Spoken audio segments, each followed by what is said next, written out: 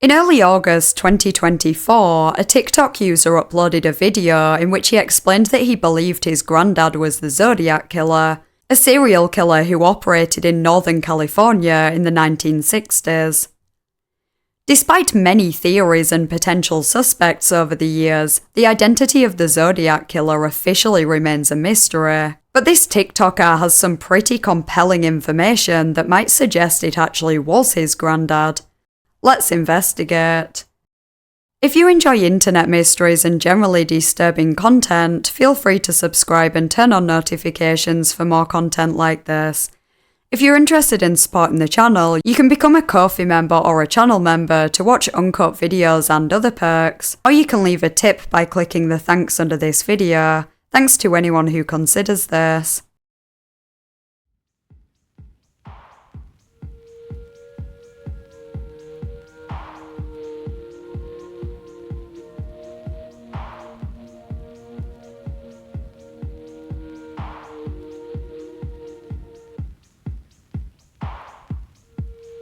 This video will centre around the crimes of a serial killer. Viewer discretion is advised. You can click the link in the description to become a Ko-fi member and watch an uncut and ad-free version of this video, which delves into a whole other theory about the Zodiac killer.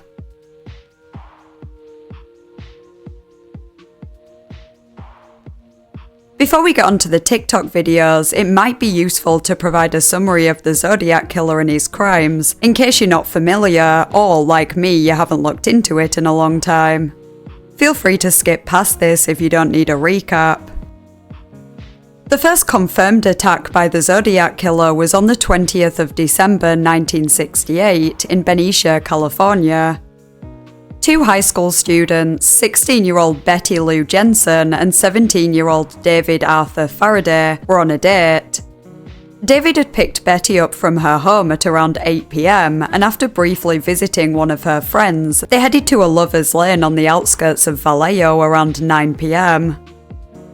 They were spotted by two different motorists while parked at the side of the road, one between 10:15 and 10:30, the other at 11 p.m.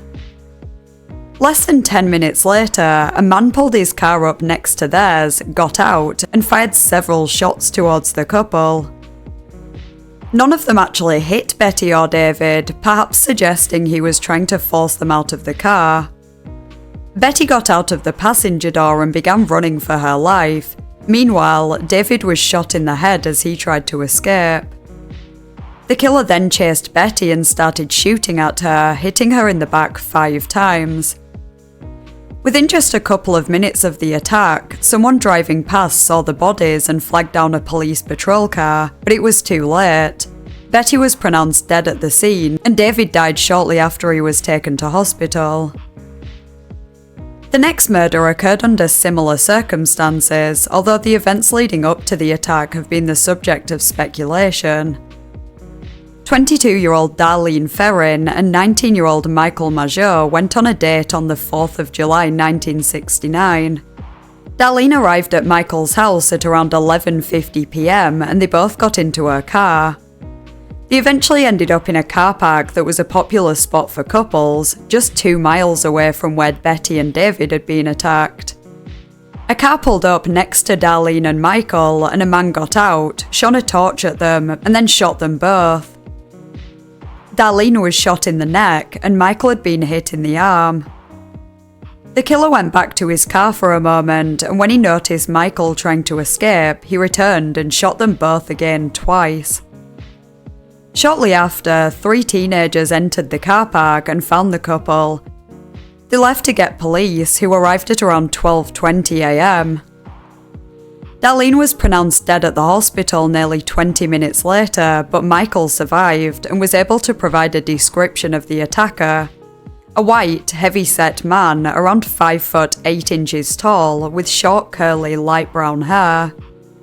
Moments after Darlene took her final breath, police received a call from a public telephone from a man who said, "I want to report a double murder. If you go 1 mile east on Columbus Parkway to the public park, you will find kids in a brown car. They were shot with a 9mm Luger.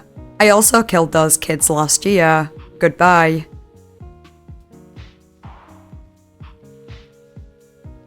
It had been too soon to even consider the possibility that this attack was connected with the double murder that had occurred a few months prior, but the call was confirmation that there was a serial killer on the loose. And this wasn't his only interaction in which he confessed his crimes. On the 1st of August 1969, he sent 3 almost identical letters to the Vallejo Times-Herald, the San Francisco Chronicle, and the San Francisco Examiner. The letters all started with, "Dear Editor, this is the murder of the 2 teenagers last Christmas at Lake Herman, and the girl on the 4th of July near the golf course in Vallejo." In his later letters, he would often begin with, "This is the Zodiac speaking."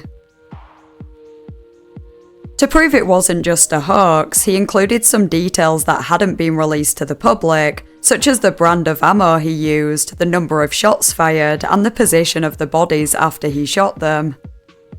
He stated that he was killing people so he could collect them as his personal slaves in the afterlife. The letters featured multiple spelling mistakes, and each also included 1/3 of a 408-symbol cryptogram, which the killer claimed would reveal his identity when solved. He demanded the letters be posted on the front page of each newspaper, or he would cruise around all weekend killing people until he ended up with a dozen victims. Police publicly stated that they were not convinced that the writer was the killer. It's not clear if this was the truth, or if they were just attempting to coax the killer into providing more details, which might end up revealing his identity.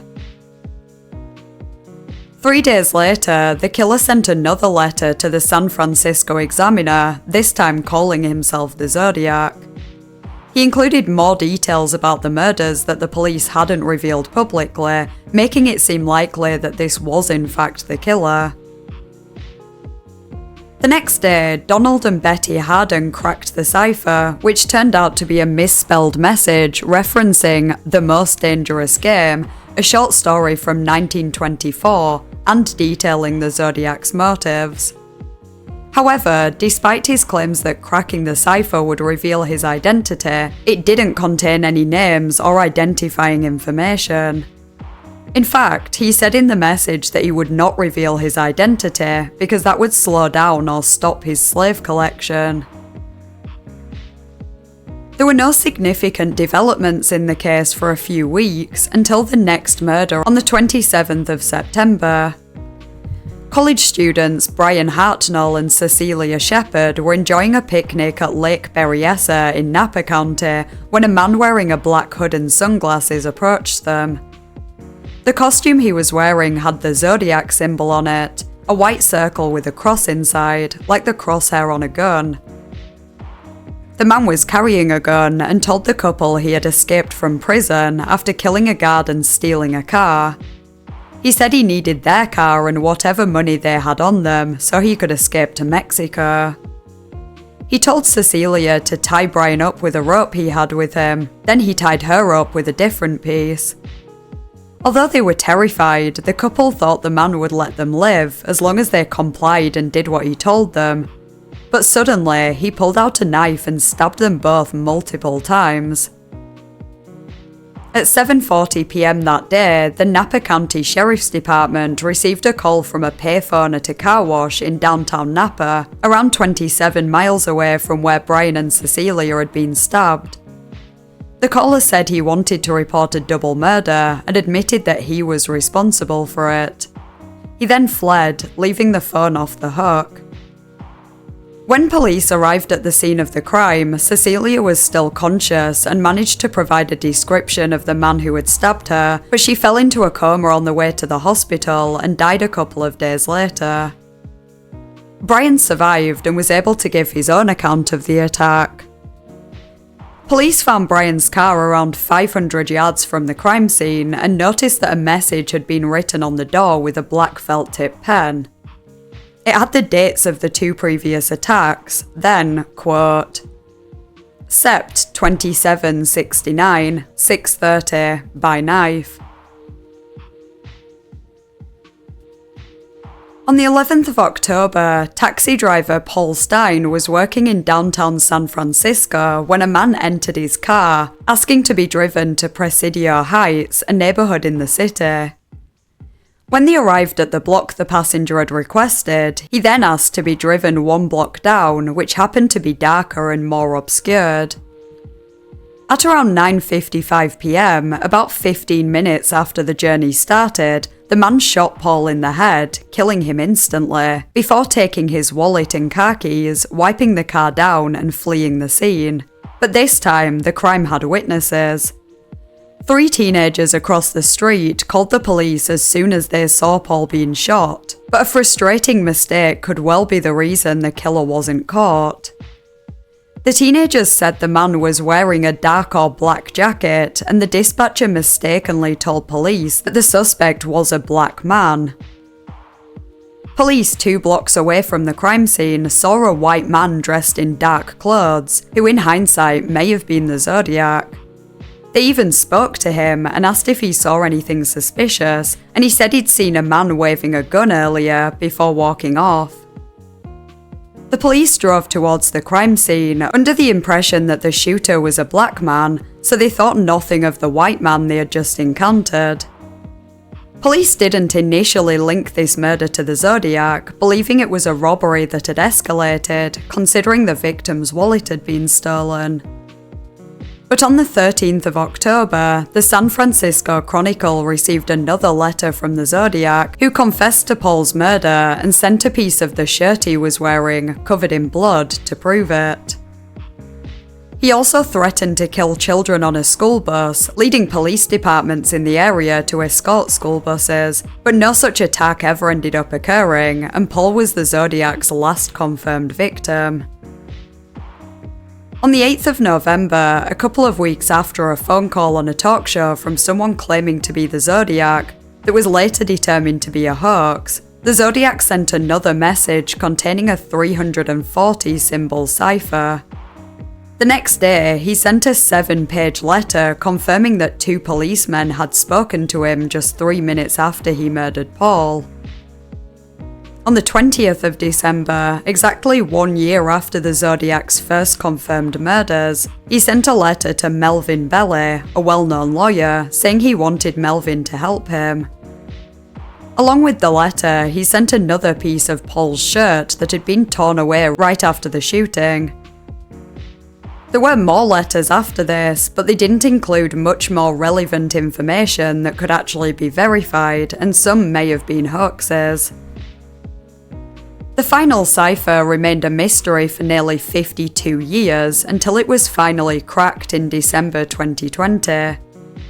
In the deciphered message, the Zodiac confirmed that it was not him who phoned into the talk show, and he said he wasn't afraid of death because he now had enough slaves to work for him in paradise where everyone else has nothing.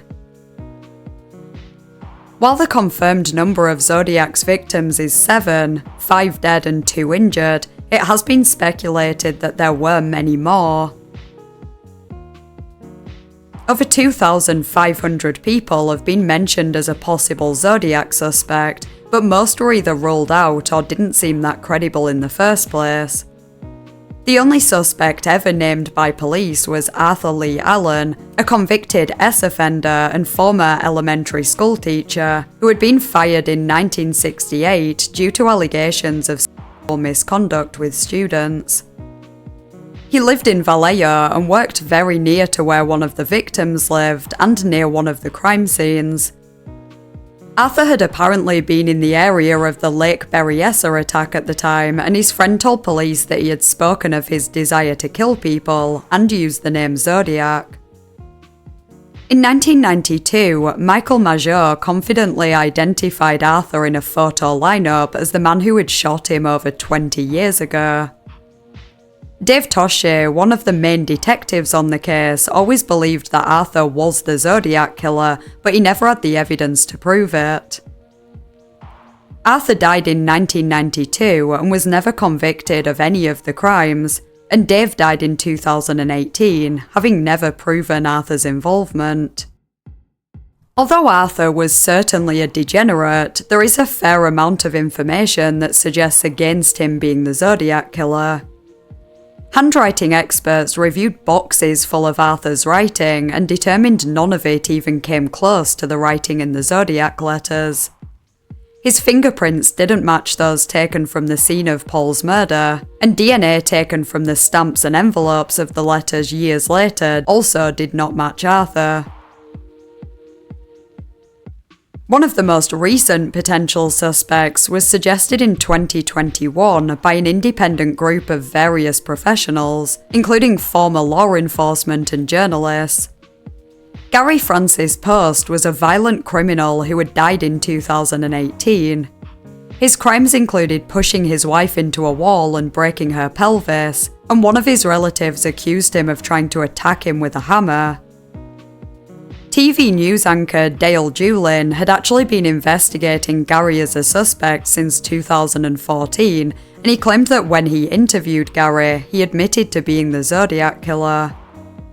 However, following the public reveal in 2021, the FBI announced that the case remained open and there was no new information to report.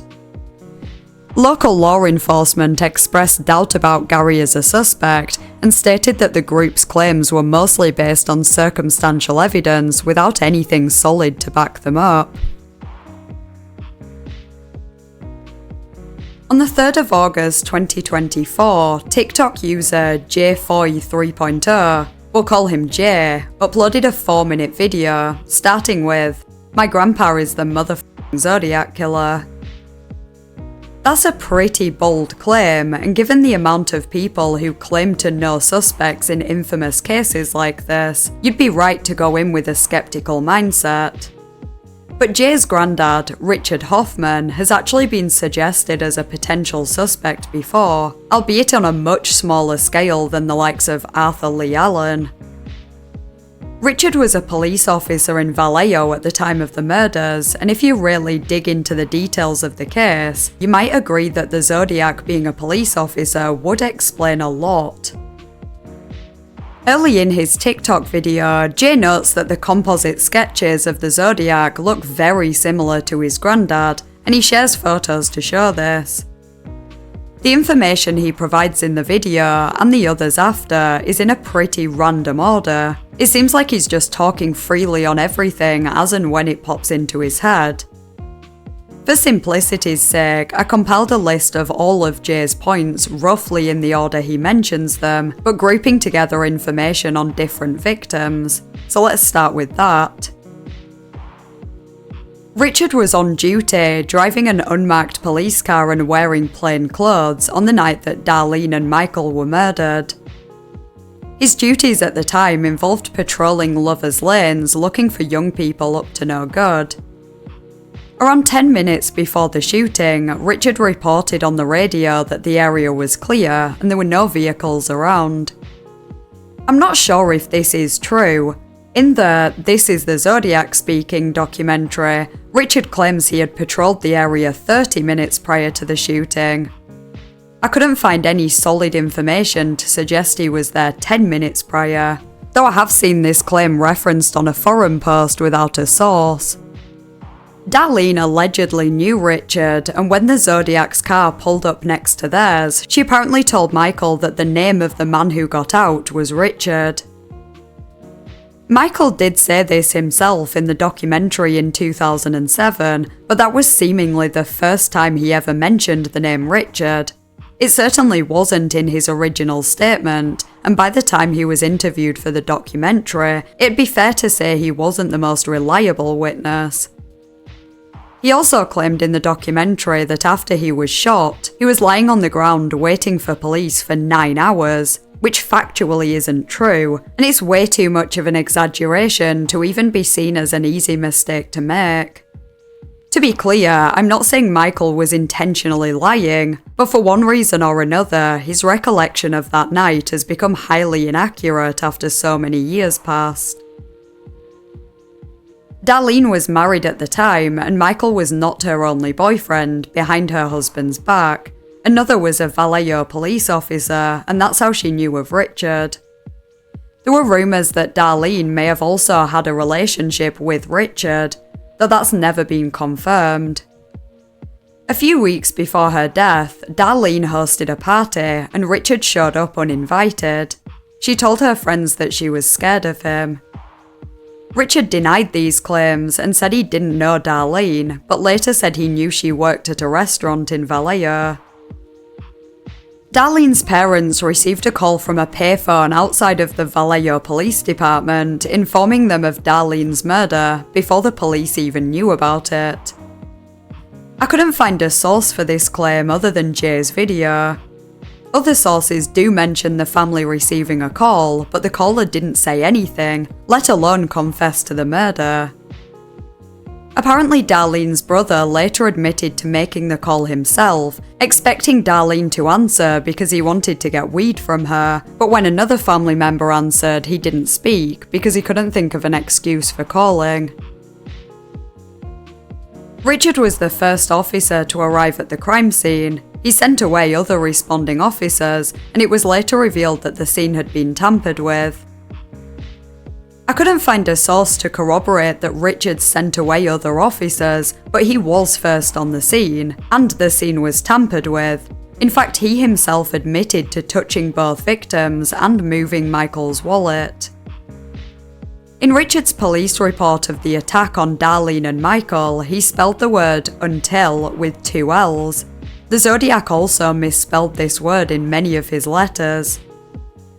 In general, Richard was bad at spelling but very good at maths, according to Jay.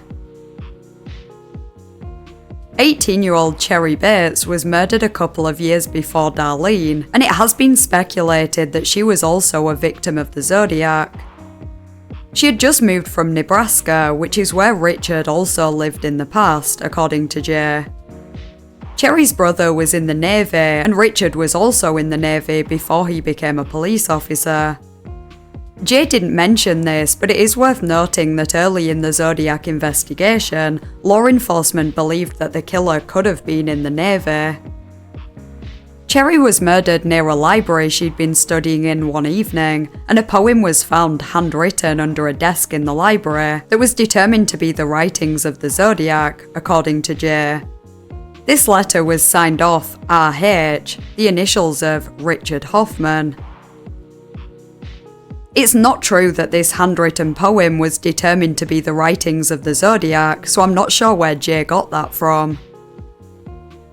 According to Jay, Richard was known in the family to be abusive, controlling, manipulating, and unfaithful to his wife.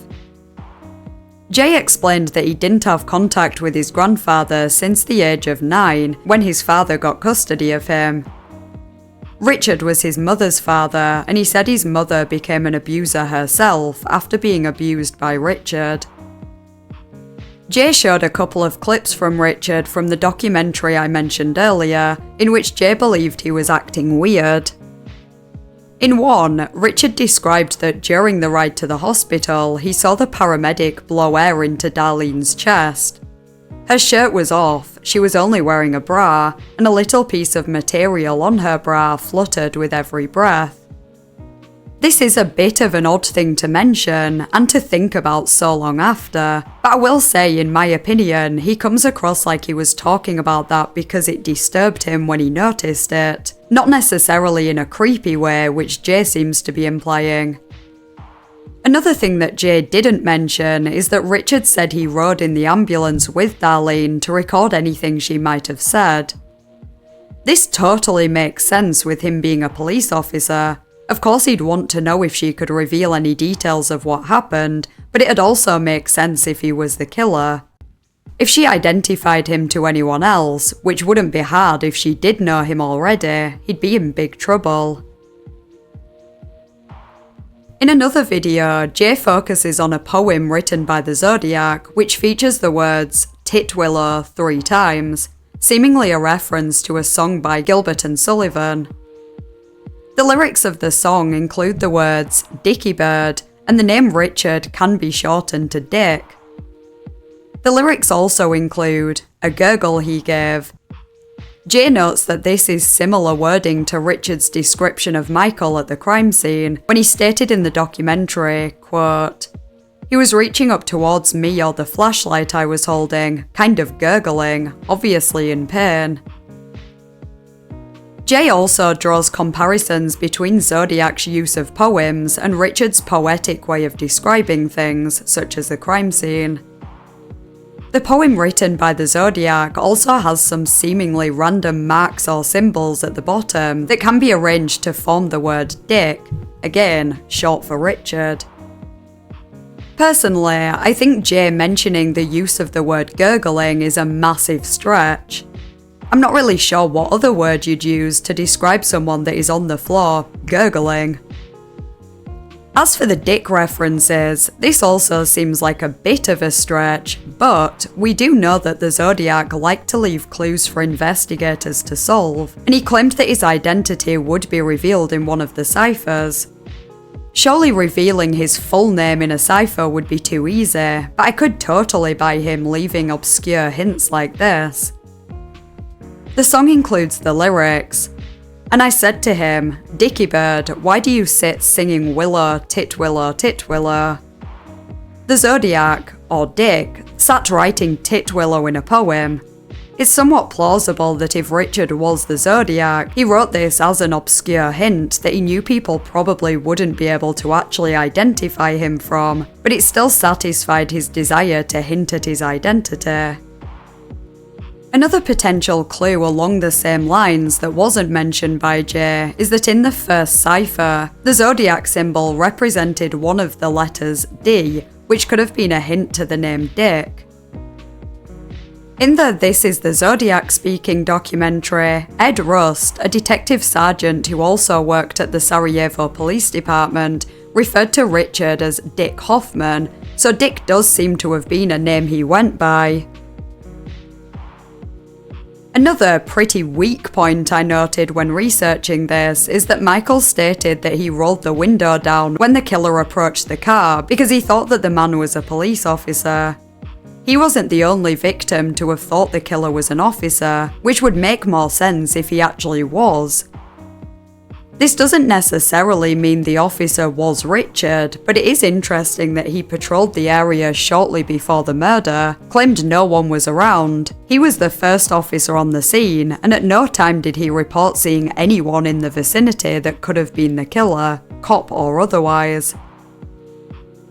Jay spoke about the misspelling of the word until with two L's that appeared both in the Zodiac's letters and Richard's police report.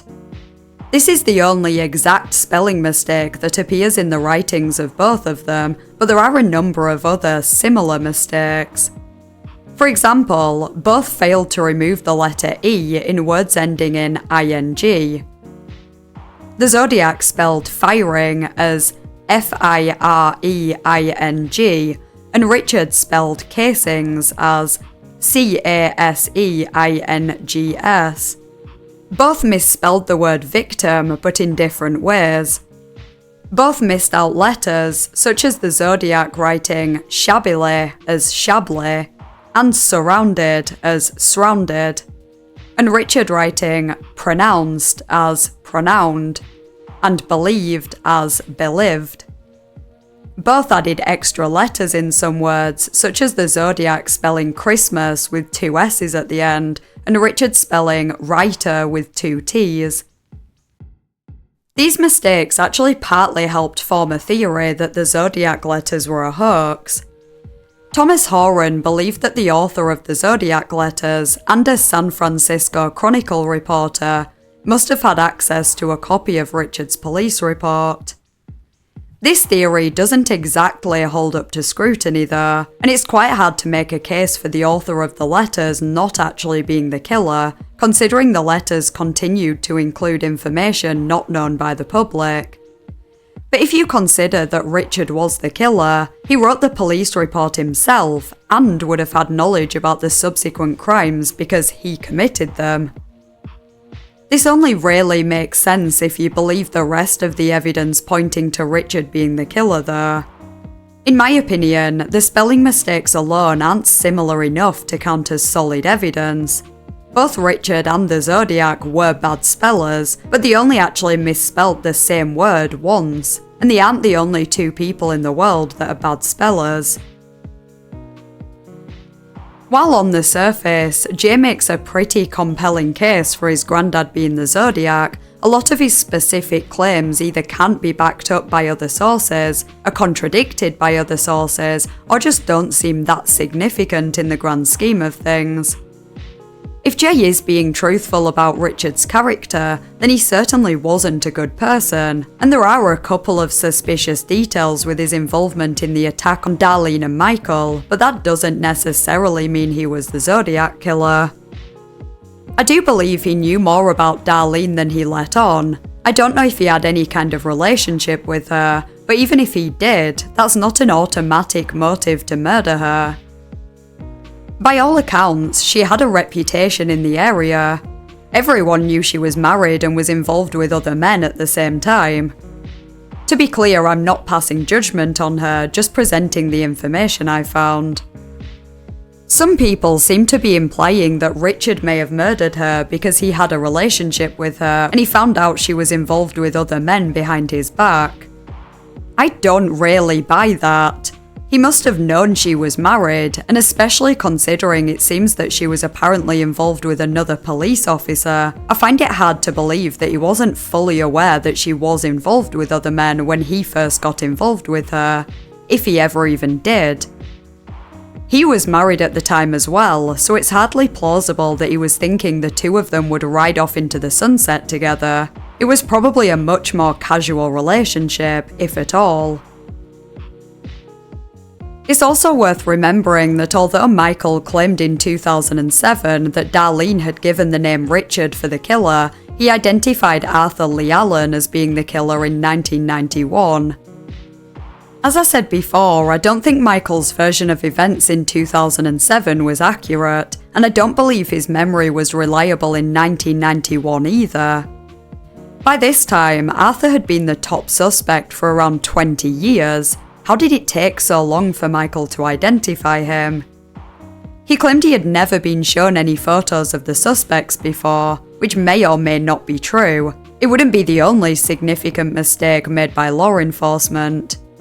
But surely Arthur's photo would have been in the news. I just can't buy that 1991 was the first time Michael had ever seen Arthur's face. Regardless, if the killer was Richard, how wouldn't Michael have recognised him when he was the first responding officer at the scene? Richard described being stood over Michael, and Michael reaching his hand up to him. Michael had been shot a matter of minutes before. The killer's face would have still been fresh in his mind. Richard also went to the hospital with both victims, and surely Michael saw him again after this, so even if he was in a state of shock right after the shooting, he likely would have recognised him at some point after. Perhaps the most significant argument against Richard being the Zodiac is the timeline of events on the night of the attack on Darlene and Michael. The shooting occurred at approximately 12:10 a.m. Richard arrived at the scene around 10 minutes later. Two other officers arrived at 12:35 a.m. and they claimed the ambulance came after they arrived. Richard went in the ambulance and Darlene was pronounced dead on arrival at the hospital at 12:38 a.m. The phone call from the killer was made at 12:40 a.m. from a payphone around 2 miles away from the hospital. If Richard was the killer, he would have had to get to the payphone from the hospital within 2 minutes, which just isn't feasible, especially considering he went in the ambulance, so his own vehicle presumably wasn't at the hospital. Now, I'm not sure I believe the timeline down to the minute. The other officers arrived at 12:35 and stated the ambulance arrived after them. Then Darlene was apparently pronounced dead at the hospital at 12:38. Surely that can't be right. How could the ambulance arrive, paramedics get the victims into the ambulance, drive to the hospital, and Darlene be pronounced dead in less than 3 minutes? I think the official times must be slightly off, but it's still a tight timeline that makes it unlikely that Richard could have made the call. Even if the times were off, he was moving at the speed of light and somehow managed it. How would that not have looked suspicious, and why wouldn't anyone have mentioned it? He went in the ambulance in case the victims could give him any information, so if he just fled from the hospital without his own car the second Darlene was pronounced dead, that would surely attract attention. Under these circumstances, he would have had to pick between being the first responding officer and reporting the crime in the call.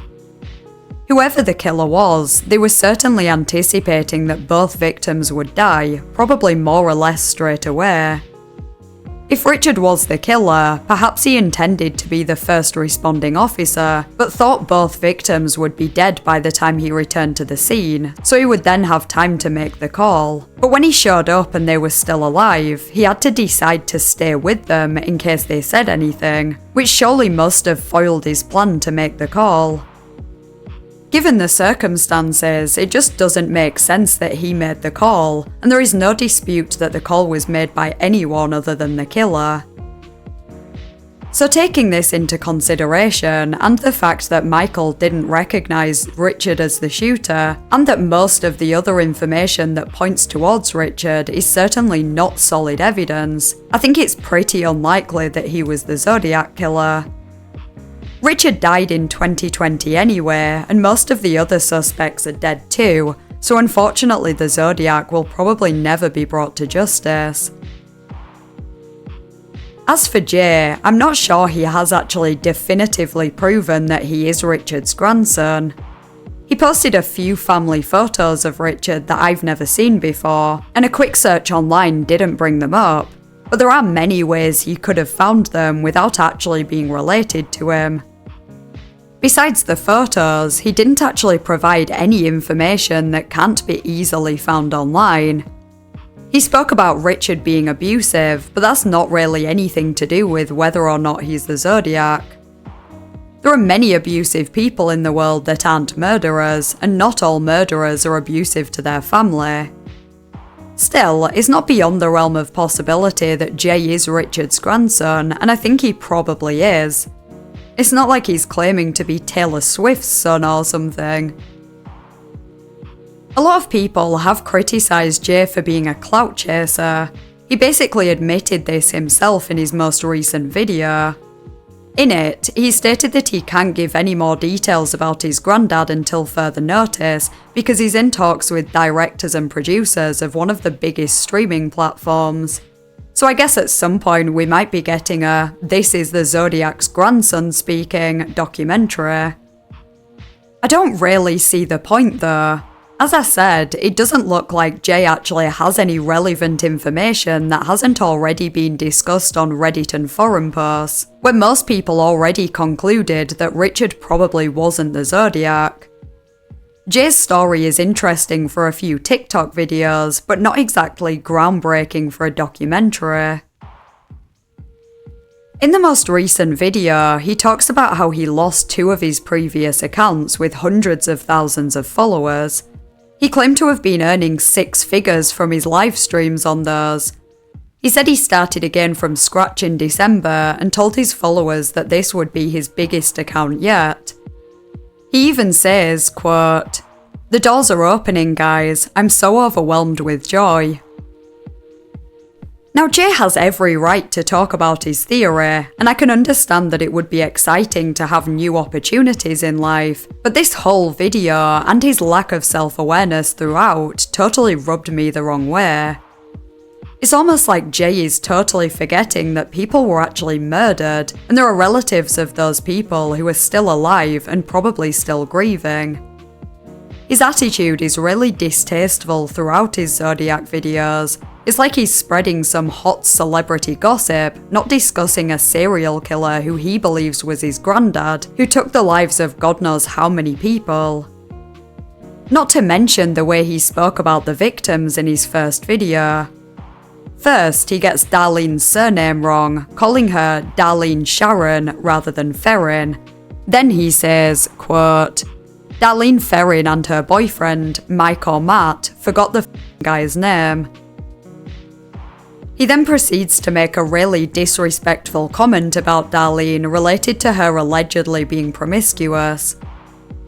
I'm trying not to launch a full-blown character attack on this man, but how insensitive can you be? I don't think he showed a shred of empathy or compassion for the victims in any of his videos, and after seeing the most recent, I'm convinced that he really couldn't care less about what happened. He only cares about how he can exploit the situation for his own gain.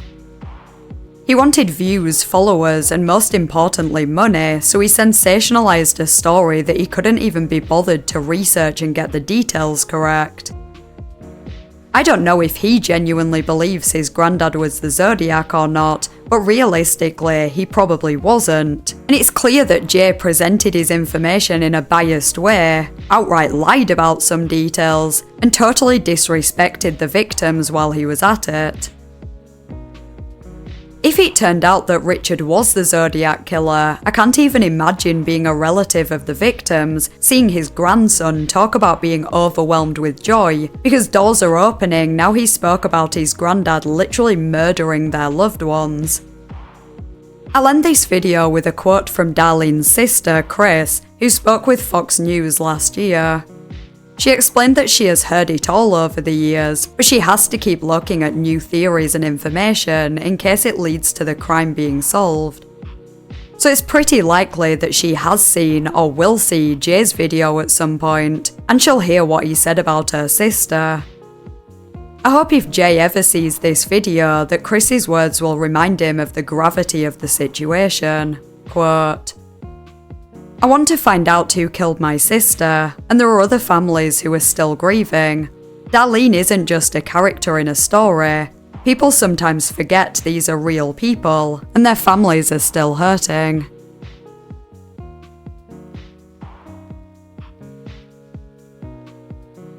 I'd be interested to hear your thoughts and theories in the comments, plus any suggestions you might have for a future video. If you enjoyed the video, please consider liking and subscribing. Huge thank you to my Ko-fi members and channel members whose names are on screen now. I really appreciate your support. Thanks for watching, and I'll see you next time in a new video.